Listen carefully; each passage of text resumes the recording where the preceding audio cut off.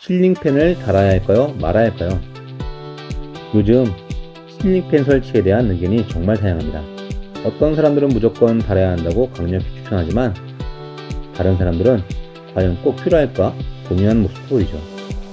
낮은 천정고에 맞지 않다, 먼지가 날린다, 청소하기 힘들다는 부정적인 의견도 있습니다. 그렇지만 저희 고객분들의 이야기를 들어보면 실링팬을 설치하려는 이유는 대부분 비슷합니다. 바로 주변 지인들의 실링팬을 사용해보고 너무 좋다고 추천하기 때문입니다.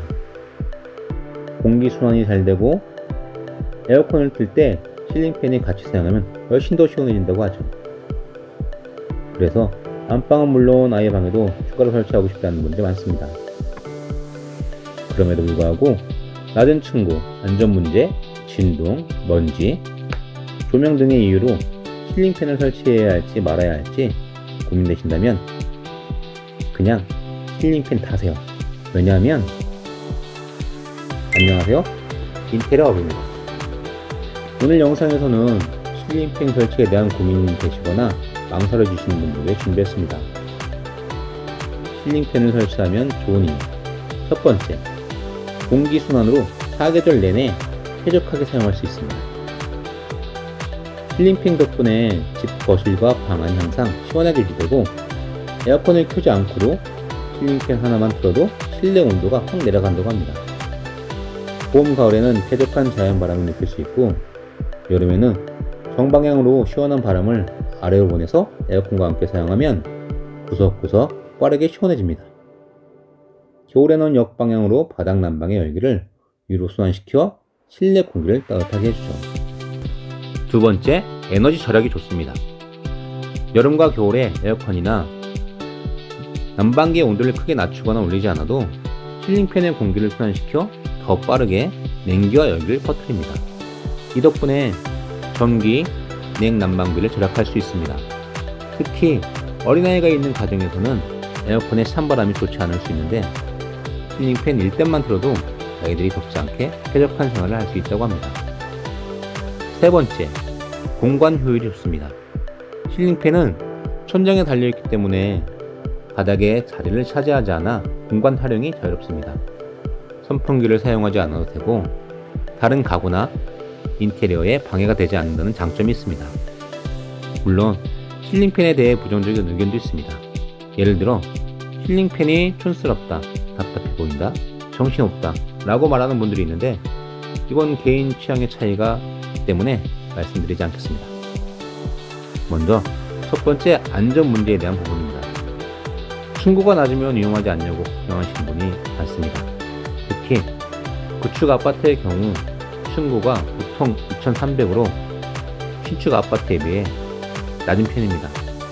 요즘 신축 아파트는 우물천장에 적용되어 층고가 2400에서 2500까지 나오는 경우도 많아 실링팬 설치가 비교적 수월합니다. 하지만 층고가 낮은 구축 아파트에서는 어떻게 해야 할까요? 실링팬의 두께는 보통 17cm 내외입니다.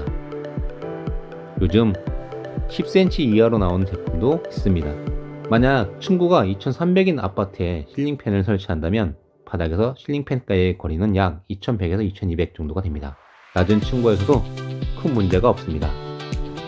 실링팬이 너무 낮아서 손이 닿거나 부딪히지 않을까 라고 걱정할 수 있지만 실생활에서 일부러 실링팬 아래에서 손을 뻗는 경우가 거의 없습니다.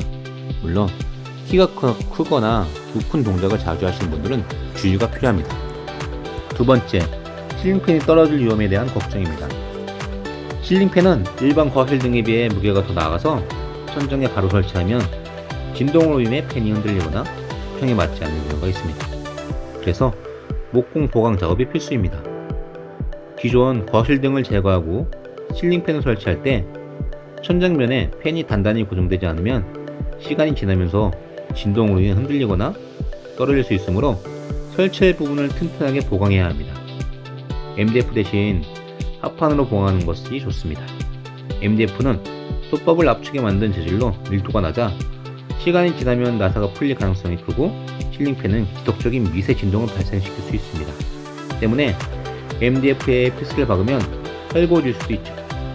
그에 비해 합판은 밀도가 높고 튼튼해 실링팬을 안정적으로 설치할 수 있습니다. 앙카 보강이 꼭 필요한 건 아닙니다.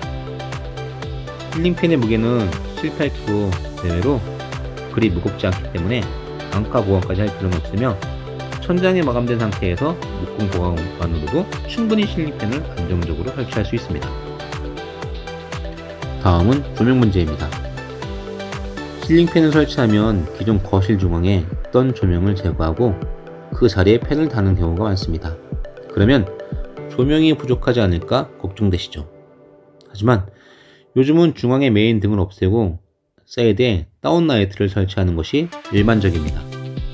중앙 조명이 꼭 필요하다면 등이 달린 실링팬을 선택하는 것도 좋은 방법입니다. 사이드 조명과 실링팬 조명을 함께 사용하면 조명 부족 문제를 해결할 수 있습니다. 마지막으로 실링팬을 돌릴 때 먼지가 날리지 않을까 걱정되시는 분들 계시죠? 실링팬을 청소하는 방법은 간단합니다. 식탁 의자를 놓고 날개를 쑥 닦아주시면 됩니다. 일주일에 한 번 정도, 아니 사실 매일 닦아주는 것도 어렵지 않습니다. 선풍기 청소보다 더 간편하죠. 결론적으로 실링팬의 장점이 훨씬 더 많다는 것이 고객분들의 공통된 의견입니다. 개인차는 있을 수 있지만 공기순환, 에너지 절약, 공간 활용, 그리고 조명 문제 해결까지 실링팬 설치는 충분히 매력적인 선택입니다. 요즘은 식기세척기나 로봇 청소기처럼 생활을 더 편리하게 해주는 가전제품들이 많이 보급되면서 삶의 질이 정말 많이 쾌적해졌습니다. 실링팬도 그와 같은 맥락입니다. 처음엔 선택의 문제일 수 있지만 막상 설치하고 나면 왜 이제 달았을까 하는 생각이 들 정도로 생활이 편리해지고 쾌적해질 겁니다. 마치 식기세척기나 로봇 청소기가 주방과 집안일을 훨씬 효율적으로 만들어주는 것처럼 실링팬도 공기순환을 도와 집안 환경을 더 나은 상태로 바꿔주죠. 그래서 실링팬 설치를 고민하셨다면 걱정 없이 한번 달아보시는 걸 강력히 추천드립니다.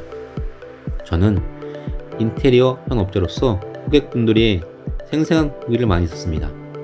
실링팬처럼 실제로 유용한 제품들을 소개해드릴 때 장점뿐만 아니라 현실적인 불편함도 함께 공유하는 이유죠. 앞으로도 이런 리얼한 인테리어 경험을 바탕으로 유익한 영상을 계속해서 준비할 테니 다음 영상도 기대해주세요. 감사합니다.